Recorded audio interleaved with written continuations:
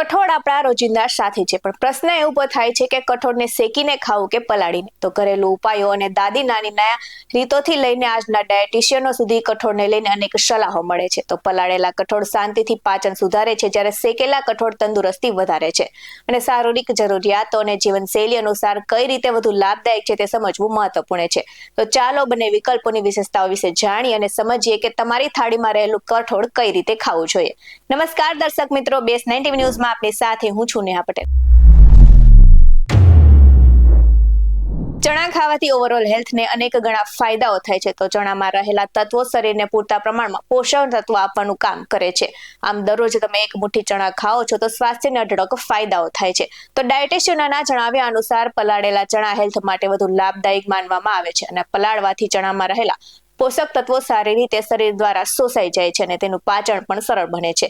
તેમાં fibre, protein અને antioxidant વધુ સક્રિય રૂપે કાર્ય કરે છે. તો શેકેલા ચણા પણ સારા હોય છે, પરંતુ પલાળેલા ચણાની તુલનામાં ઓછા પોષક તત્વો આપે છે. એટલે કે દૈનિક એક મુઠ્ઠી પલાળેલા ચણાનું સેવન કરવું વધુ લાભદાયક છે. તો શેકેલા ચણાનું સેવન કરવાથી વજનમાં ઘટાડો થવામાં મદદરૂપ થાય છે, જ્યારે અંકુરિત ચણામાં વધુ પોષણ તત્વો જોવા મળે છે. તો ચણામાં રહેલા પ્રોટીન, ફાઇબર અને મિનરલ્સ ઓવરઓલ હેલ્થ માટે લાભદાયક છે. તો પલાળેલા ચણા ઝડપથી પચી જાય છે અને મેટાબોલિઝમ સુધારે છે.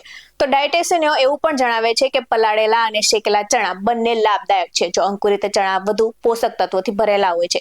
તો પલાળેલા ચણાથી પ્રોટીન અને વિટામિન બી કોમ્પ્લેક્સ મળે છે, તેમજ મસલ્સ મજબૂત થાય છે અને પાચન સુધારે છે.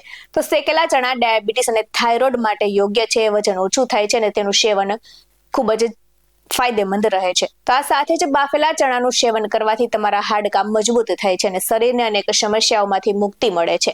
તો આ સાથે જ તમારે દરરોજ તેનું સેવન કરવું જોઈએ અને ઘણી બીમારીઓથી બચવા માટે એનિમિયા જેવી બીમારીઓ પણ દૂર કરે છે. આવા જ વધુ અહેવાલ સાથે ફરી મળતા રહીશું. તમે અમારી યુટ્યુબ ચેનલને સબસ્ક્રાઇબ કરવાનું અને અમને ફેસબુક અને ઇન્સ્ટાગ્રામ પર ફોલો કરવાનું ભૂલશો નહીં. બાકી અવનવી અપડેટ્સ મેળવવા માટે આપ જોતા રહો બેસ 90 ન્યૂઝ. અહીં આપવામાં આવેલી જાણકારી વિવિધ નિષ્ણાતોના જણાવ્યા પર આધારિત છે. બેસ 90 ન્યૂઝ આવી કોઈ પુષ્ટિ નથી કરતું. નમસ્કાર.